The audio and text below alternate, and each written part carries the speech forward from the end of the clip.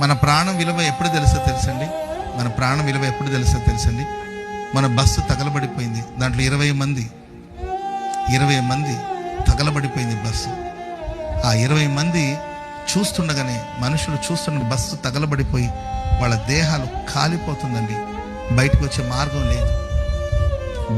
మార్గం లేదు. బస్సుతో పాటు అలాగే తగలబడిపోయారు. ప్రాణాన్ని కాపాడుకోవాలని పరితపించారు. ఆయన వాళ్ళ ప్రాణం వాళ్ళకి దక్కలేదు. ఇవన్నీ ఏదో లోక వార్త చూసాము అనడం కాదు, దానివల్ల ఒక సందేశాన్ని తెలుసుకోవాలి. మనం బ్రతికున్నామంటే, మనం సజీవులుగా ఉన్నామంటే అది కేవలం దేవుని ఉచితమైన కృప. దేవుడిచ్చిన ఆయుష్ కాలాన్ని బట్టి ప్రతిరోజు నిద్రలేచి దేవునికి కృతజ్ఞతాస్తుతులు చెల్లించాలి. ఎందుకంటే ఎందరో రాత్రి పడుకొని లేవలేకపోతున్నారు. ఎందరో ప్రాణం రాత్రి నిద్రలోనే గాల్లో కలిసిపోయింది.